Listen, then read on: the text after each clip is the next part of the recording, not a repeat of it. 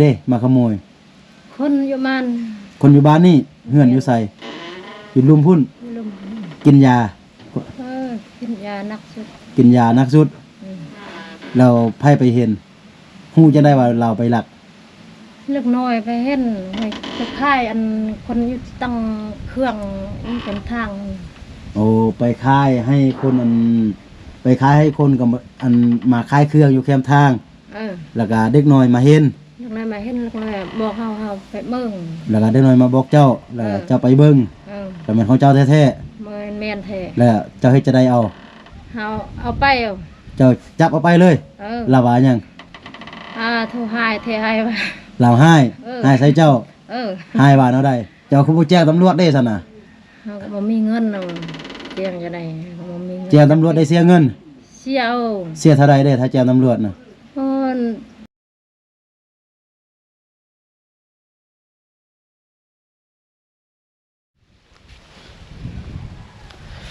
กราบทักทายสบายดีและสวัสดีเด้อพี่น้องบ่ว่าจะอยู่ในประเทศและต่างประเทศเนาะกะขอยินดีต้อนรับเข้าสู่ช่องครูดอยอีกคือเก่าคือเดิมพ่อแม่พี่น้องเอ๋ยเนาะกะเดี๋ยวนี้เนาะครูดอยอยู่ที่บ้านแกนค่ำเมืองผาอุดมแขวงบ่อแก้วพ่อแม่พี่น้องเอ๋ยเนาะกะอยู่ที่ต่อหน้าบ้านของเอื้อยแพ้วพี่น้องเอ๋ยเนาะกะโดนเติบที่ว่าครูดอยบ่ได้ไปเยี่ยมยามเอื้อยแพ้วเพิ่นพ่อแม่พี่น้องเอ๋ยเนาะมื้อนี้ก็ผ่านมาท่านนี้ก็เลยจะเข้าไปเยี่ยมยามเอื้อยเพิ่นถูกแบกเข้าเฮ็ดยังนี่เอื้อยแพ้วฮะ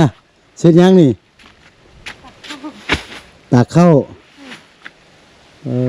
เอาเข้าบ่แห้งวะบ่แห้งเข้าให้เข้าหน้าโอ้เจ้าซื้อหรือว่าเข้าให้โอ้เจ้าไปช่วยเขาที่แล้วเขาเอาให้โอ้มันนี่ผิวหมดแล้วนี่สาดเจ้านี่พูดกันหน่อยมาสบายดีก่อน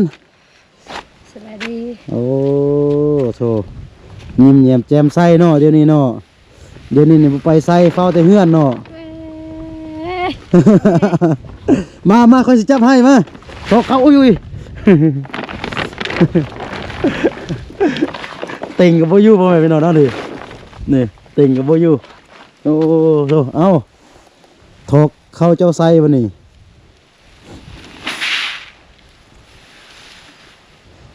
ได้ข่าวว่ามีคนมาลักก็คือมาขโมยปั๊มน้ำเนาะพ่อแม่พี่น้องเนาะปั๊มน้ำบาดาลของเอ้ยแพ้วเพื่อนเดี๋ยวครูดอยจะถามรายละเอียด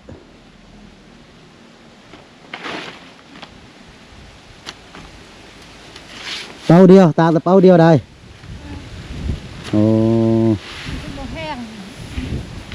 โอ้ลมผมไปหน่อยแล้วนี่สุดเลยนี่ขนาดโบสูงได้พ่อแม่พี่น้องเนาะนี่ลมโถเบิ่งกุมมะคอมพุ่นนี่เบิ่งโถพุ่นเบิ่งกุ้งไม้พุ่นคิดว่าสันยืบพ่อแม่พี่น้องเลยอากาศโถความหนาวพ่อแม่พี่น้องเนาะมันมีแดดแต่ว่ามันกายังหนาวพ่อแม่พี่น้องเลยเดี๋ยวเฮาท่าให้อันเอื้อยแพ้วเพิ่นตากเข้าแล้วก่อนพ่อแม่พี่น้องเนาะเดี๋ยวเฮาจะไปลมน้ำเอื้อยแพ้วเพิ่น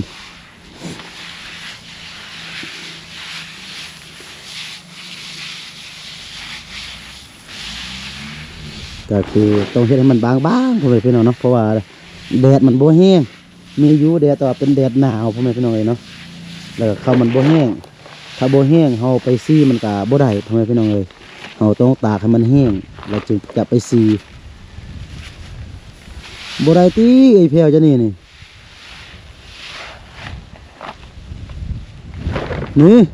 บ่ได้ไอ้แพ้วเจ้าต้องซอกมักหินมาเต็งดีๆสันเข้าเจ้านี่ปิวหมดแหละเอามักหินไงเอาไม้พุ่นดีน่ะเอาไม้18พุ่นเอาไม้18เหลี่ยมนึงมาไว้อยู่นี่ ถอดออกก็ได้ติไม้หั่นน่ะบ่ได้บ่ได้โอ้ตอกเล็กติพ่อแม่พี่น้องเอ้ย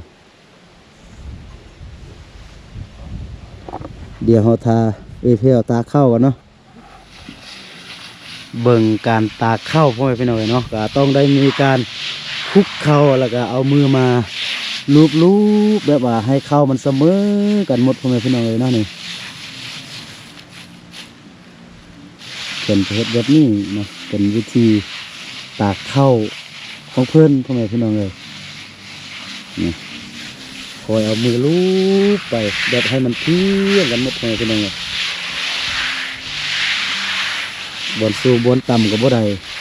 แต่ให้มันเสมอกันหมดอันนี้ฮอดต้นสวยแล้วก็เจ้าก็ยังมาปีนตื้มมันน่ะ ปีนตอน 2-3 เทื่อนี่ ปีน2-3 เทื่อพุ่นมื้อหนึงแดดมาหน่อยหนึงพ่อแม่พี่น้องเนาะฮอดต้นสวยพุ่นก็คือปีนเข้าตื้ม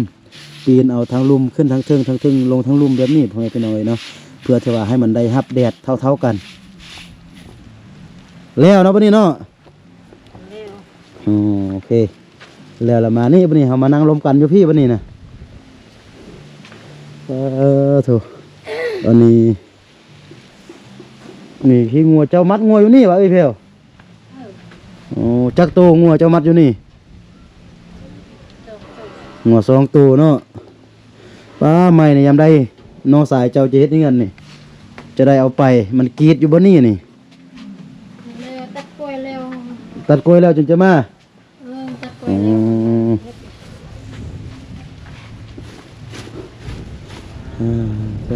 มานั่งอยู่พี่นั่งอยู่พุ่นเจ้าน่ะ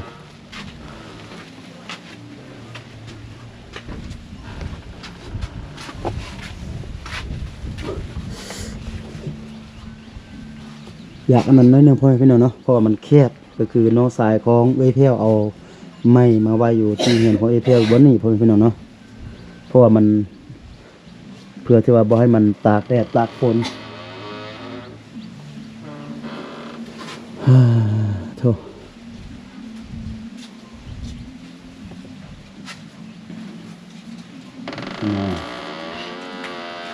จังใดไปยังทุกมื้อบ่ได้ไปยังไปยังอยู่ละล่ะลาบเนาะลาบไปอันหาลูกชายแล้วก็โจรมางัดเข้าเฮือนเนาะ ลูกจะดูไปยังเข้าเฮียนเข้าเฮือนทั้งสองอีกคนหนึงยังไปจ้างอยู่สวนกล้วยแม่นแหละอ๋อกินหยังกับทุกมื้อนี่กินข้าวกับหยังทุกมื้อมันมีหยังกินเงินตำแจ่วกินเสมอตำแจ่วกินทุกมื้อนี่ตำแจ่วกินหยังตุ้ยฉันต้องกินซีนแล้วเด้อถ้ากินซีนนี่แห้งตุ้ยแหละ สบายดีอยู่ที่ช่วงนี้ธรรมดาเนาะหนาวบ่เด้อนี่นอนอยู่ในหนาวบ่บ่หนาว บ่หนาวอุ่นมันน่ะนี่มีเงินดีแล้วก็อุ่นเนาะบ่แม่นว่าค่อยบ่มาเยี่ยมยามดนบ่แม่นว่าเอาผัวใหม่ปะแล้วติบ่ยังบ่เอาเทื่อบ่เอาเนาะเอายังผัวบ่เอาเนาะเอามายุ่งสมองเนาะผัวเนาะผัวยุ่งยากผัวยุ่งยากครับพ่อแม่พี่น้องเอ้ยเนาะได้ยินข่าวว่าโจรลักขโมยขโมยปั๊มน้ำบาดาลเดี๋ยวนี้ได้ขึ้นแล้วไผเด้มาขโมยคนอยู่บ้านนี่เฮือนอยู่ไสกินลุมพุ่นกินยากินยานักสุดเราไผไปเห็นฮู้จังได้ว่าเราไปลักเล็กน้อยไปเห็นไปค่ายอันคนอยู่ตั้งเครื่องเป็นทางโอ้ไปค่ายให้คนกับอันมาค่ายเครื่องอยู่แคมทางแล้วก็เด็กน้อยมาเห็นเด็กน้อยบอกเฮาไปเบิ่งแล้วก็เด็กน้อยมาบอกเจ้าแล้วเจ้าไปเบิ่ง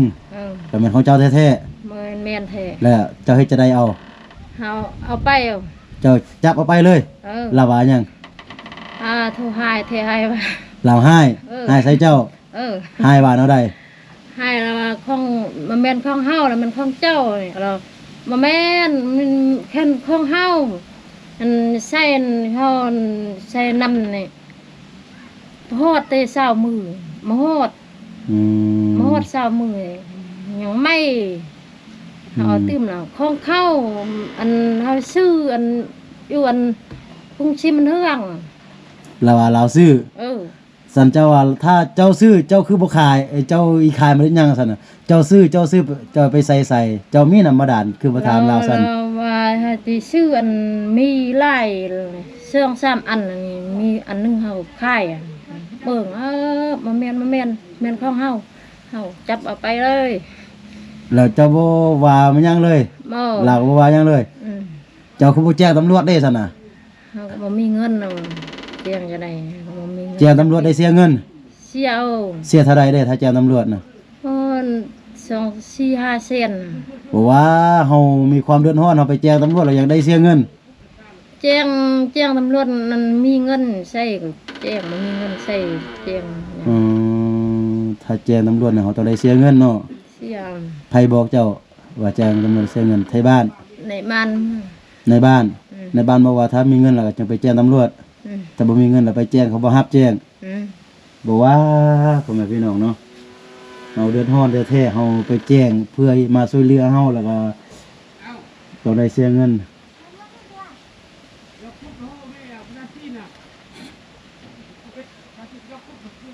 แล้วเดี๋ยวนี้ได้ขึ้นมาอยู่นี่แล้ว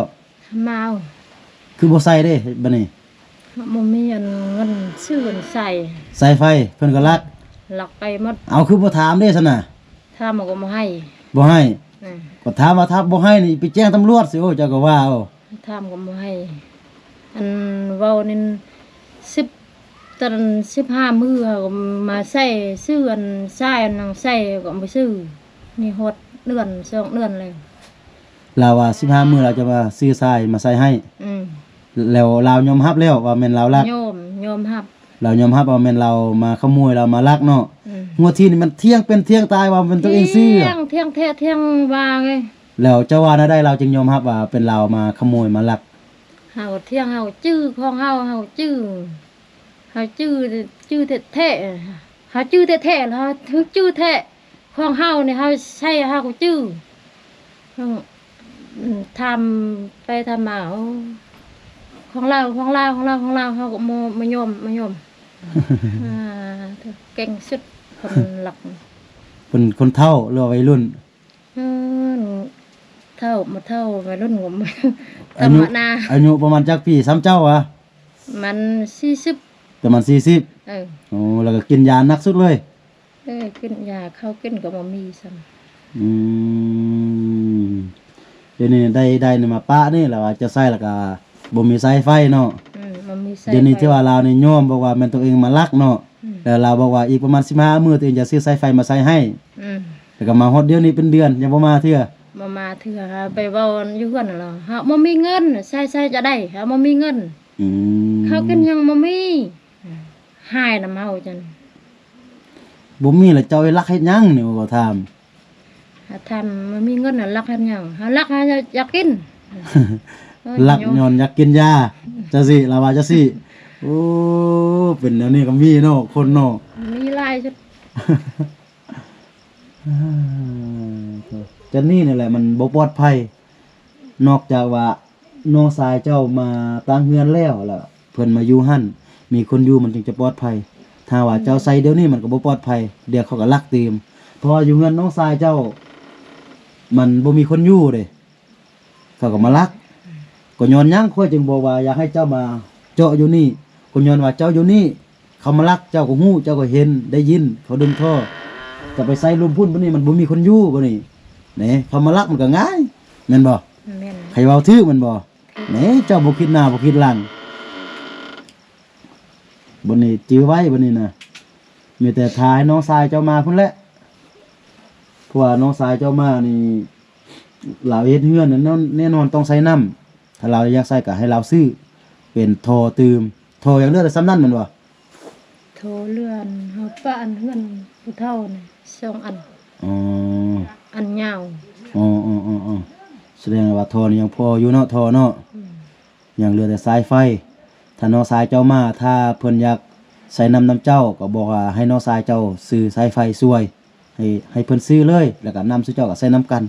แบบนี้เพราะว่าเนาะได้ก็เป็นอายเป็นน้องกันตัดกันก็บ่ขาดเนาะ แม่นเลย ก็เฮามีเขาก็ใส่น้ำเฮานั่นแหละเพียงแต่ช่วยกันรักษาเป็นของเจ้า แต่ว่าช่วยกันรักษาใส่น้ำกันแบบนี้ตัวใดมันพูดวันพี่เจ้าบ่มีเงินก็บอกเขาซื้อเพราะว่าเขามีกำลังมีแฮงเขาไปเฮ็ดเวียกเขาพอมีเบี้ยมีเงินหั่นน่ะเจ้าเป็นคนที่ว่าผู้ใหญ่ใจบุญเพิ่นมาช่วยเหลือก็เพิ่นเฮ็ดให้แล้วก็มีแต่รักษาบ่ได้มันพูดมันพี่น้องชายเจ้าใส่น้ำก็ให้น้องชายเจ้าบรบัดแปลงให้แบบนี้เด้อ เด้อเลย ก็ดีแล้วที่ว่าเจ้าได้คืนเพราะว่าใดตัวนั้นมันบ่แม่นธรรมดาเด้แพงเด้หมดเป็นล้าน2ล้านพุ่นเด้ใดตัวนั้นน่ะ มันไปค่ายนี่ถ้ามัน6 เซน มันไปขาย6เซน แล้วอันคนที่ว่าเราไปขายนั่นก็สิเอา เออ เขาว่าสิเอา แล้วเจ้าไปยันก่อนจับมาเลย เอาไปให้นาไปเอาเอ้ยเล็กน้อยบอกนะ เมื่อที่เราไอ้ตี้เจ้าบ่อีตี้บ่ตี้มีแต่เราให้ใส่ตี้ บ่ตีเอ้ยตี คิดว่าเราให้แล้วเราอยากตีเจ้าหัวนะหัวที่อะนะ ให้น้ำเฮาให้น้ำเจ้า เออ เราให้น้ำเจ้าก็ให้ใส่เราขึ้นเนาะ อืม เจ้าก็บ่ญาติเราเนาะ บ่ย่าน ถ้าเราตีเจ้าก็ตีเราเลยเนาะ อืม เก่งแท้ว่ะ บ่ย่าน บ่ญาติแท้เป็นของเฮาเนาะ แม่นแหละ ไปลักหน้าด้านๆนี่โอ้อันตรายเนาะบ้านเจ้าเนาะคนขี้ลักลายโพดเนาะ คนเห็นหลักลายผู้หญิงก็รักผู้ชายก็รัก ว้าผู้หญิงยังลัก ผู้หญิงก็รักผู้ชายก็รัก ผู้หญิงยังกินยา เฮา น่ะ กินเท กิน อืม กินทั้งยิงทั้งซ้ายเลยเนาะคนบ้านเจ้าเนาะ กินอันคนนั้นผู้เฒ่าผู้แก่นี่ คนเฒ่าคนแก่ก็กิน กิน เจ้าก็กินติ ยา กิน เฮากิน เจ้าบ่ต้องเฮ็ดเน้อ งินซื้ออันขนมกินบ่มีกินยา มีเงินไปซื้อขนมกิน เลี้ย พุ่ ง น ลูกก็มาร้อน เจ้าเห็นแล้วนี่ เดี๋ยวนี้เจ้าเห็นแล้วว่าเฮือนเจ้านี่ลำบากส่ำใดนั่นน่ะตอนบ่มีหยังเพิ่นก็มาขโมยมาลัก ขนาดใดนำมีหยังเพิ่นก็มาขโมยมาลักก็ย้อนหยังย้อนเพิ่นติดยานั่นแหละ กินยาแล้วมันแนวบ่ดีเฮ็ดกินแล้วมันติดบ่มีต้องไปลัก เงินเฮาเนี่ยเฮาก็ไต้อันลูกเจเนี่ยเสมอมื้อวันเฮาไปเก็บเนาไต้ อืม เข้าเต็มแอปเนี่ยส่งอันคดอยู่ไปหมดของนวานเกลือเอาไปหมด ถ้าวิทย์เฮือนน้อยเดียวแล้วก็มันมาทับกระเจเลย อืม เมื่อวานนี่ก็มาทับกระเจ เออ เข้า2แอปนี่มาเอาหมดเลยเข้านี่ เออ อ๋อ นัวทุ่งนึงก็เอาไป เป็นหนวดทุกนึงก็เอาไป อันหมักเพชรยังเอาไปหมด มันคือมันเอาทับอันเฮือนครัวติ ทับอันนั้นอันนี้มาออกอ่ะทับเงินก อ๋ ลั อ ว ทับเฮือนตัวนี้บ่ออกเนาะ ตัวนี้เจ้าก็ซื้อตัวใหญ่มาใส่ตัวนี้น่ะเพราะว่าอยู่เฮือนเจ้ามันมีเครื่องรับเครื่องนอนมีผ้าปูผ้าห่มนี่ แสนใหญ่ทับออกแสนย่อยทับออกเขายอมเลย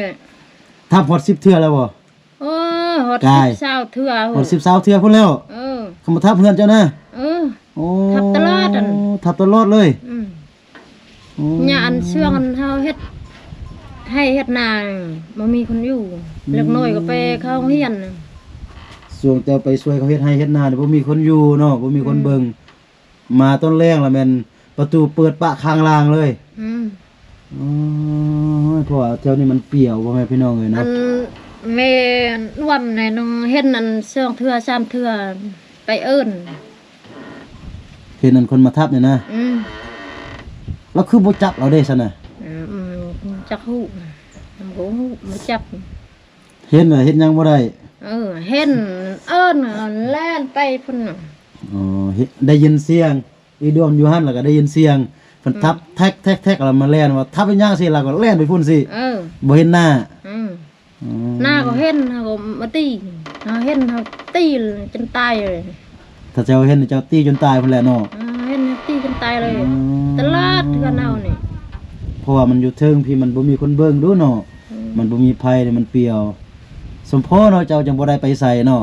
เฮาว่าอยู่ลาเสมอ อยู่เฝ้าเฮือนบ่อยู่ มีหยังกินอยู่มันมีหยังกินไปเฮาก็เข้าเฮือน อยู่บ่มีหยังกินไปหาของกินโจรก็มาทับก็แจเขาเฮือนเนาะ อืม อืมลำบากพ่อแม่พี่น้องเลย ก็มีแต่เฝ้าเฮือนอยู่นี่แหละเพราะว่าบ่อยู่มันก็บ่นั่นเด้บ่อยู่มันก็บ่ได้เด้นอกจากมือที่ว่าลูกเจ้าอยู่วันเสาร์วันอาทิตย์เจ้าค่อยไปซอกหากินแบบนี้มือวันจันทร์วันอังคารแบบนี้ถ้าว่าเจ้ามีเวียกจำเป็นจะไปรับจ้างก็ให้ลูกเจ้าขาดโรงเรียนเฝ้าเฮือนนั่นนะแต่ว่าต้องขาดหลายขา มั ด น ตอน นี่ นั้นจำเป็น บ่อันมนุษย์ในคาดโรงเรียนให้จะไปทางอันยางปลาจีนอันอยู่ประคาดให้ซื่นลูกเจมนุษย์ก็บ่คาดบ่อยู่ จำเป็นเนาะพี่น้องเลยคือหลักอยู่บ้านเฮานี่หลายสุดเนาะทั่วเมืองพานี่คือแม่นบ้านเฮาแหละเนาะคือหลากหลายเนาะ หลากหลายสุด สมควรพี่น้องเลย มากอันคนมาเฮ็ดให้มาเฮ็ดนาอยู่ละล่ะ กินแต่ยาโศกแต่รักของคนอื่นเนาะ แม่น โอเค เดี๋ยวเขาจะเอาขนมมาให้เจ้าก่อนยังมีขนมอยู่หั่นลำบากพ่อแม่พี่น้องเนาะเงินเอเพลเพราะว่ามันอยู่บอนเปียวแบบนี้นี่ตัวนี้ก็เป็นเงินเอด้วมพ่อแม่พี่น้องเนาะเงินเอด้วมกับเงินเอเพลนี่ก็คือตลอดเลยพ่อแม่พี่น้องเนาะกดมาลักกันนะ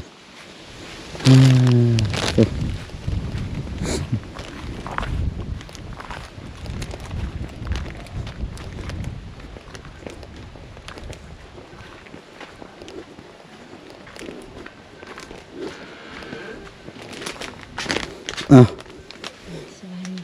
โดยโอเค เดี๋ยวค่อยจะได้กลับก่อนเด้อกะโดนๆก็จะมาเบิ่งมาเยี่ยมยามที่นี่แหละกะดีแล้วที่ว่าเจ้าอยู่เฮือนเบิ่งเฮือนนั่นน่ะ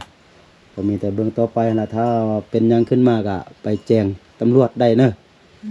ไปแจ้งบางเทื่อถ้าเพิ่นบอกว่าเสียเงินก็บอกว่าตัวเองบ่มีเงินก็บอกเพิ่นโอ้ตัวเองเดือดร้อนไปตัวเองบ่มีเงินเดือดร้อนไปแจ้งความแล้วสิเอาเงินนำตัวเองจะได้ตัวเองมีเงินตัวเองก็ไปซื้ออันใหม่เขาลักของลักเครื่องไปแจ้งความเป็นหยังเสียวเนอะโอเคเอาสบายดี สบายดี โดยทุกเนาะพ่อแม่พี่น้องกะลำบากแห้งพ่อแม่พี่น้องเนาะว่ามันมีโจรมีขโมยหลายพ่อแม่พี่น้องแถวนี้นะคนกินยาลายเนาะขนาดก็คือไอ้เพียวไปจับได้กับตัวเองก็ยังเทียงเป็นเทียงตายว่าเป็นของตนเองตัวเองซื้อตัวเองมี2-3 อันตัวเองจะเอาไปขายแบบนี้นะปั๊มน้ำนะพ่อแม่พี่น้องเนาะแต่ว่าสุดท้ายก็ยอมว่าตัวเองมาลักของไอ้เพียวพ่อแม่พี่น้องเนาะบอกว่าอีกประมาณ10-20 มื้อแล้วก็ตัวเองก็จะซื้อสายไฟมาแทนให้เพื่อที่ว่าให้ไอ้เพียวเพิ่นมาเอาไดลงนำมาดานใส่น้ำให้มันสะดวกสบายนะแต่ว่าอยู่หอดเป็นเดือน2 เดือนกะบ่เห็นมานะเอ้ยเพลไปหาอยู่เฮือนก็บอกว่าตัวเองบ่มีเงินข้าวสิกินก็ยังบ่มีนะเนาะก็เป็นคนกินยากินยานี่แหละพ่อแม่พี่น้องเอ้ยเนาะลำบากเฮ็ดหยังก็ลำบากพ่อแม่พี่น้องเอ้ยเนาะอยู่บ้านนี่เพราะว่ามีคนขโมยคนลักลายพ่อแม่พี่น้องเนาะคนกินยาลายสุดเนาะแล้วก็บ่นี้คนที่ว่าเดือดร้อนก็คือแบบนี้แหละคือสไตล์แบบเอ้ยแพรวเอ้ยดวมแบบนี้นั่นแหละพ่อแม่พี่น้องเนาะก็เป็นเฮือนที่ว่าบ่มีผู้ชายอยู่นำนะแล้วก็เพิ่นเห็นว่าเป็นผู้หญิงแล้วก็เพิ่นมาลักมานี่แบบนั้นนะ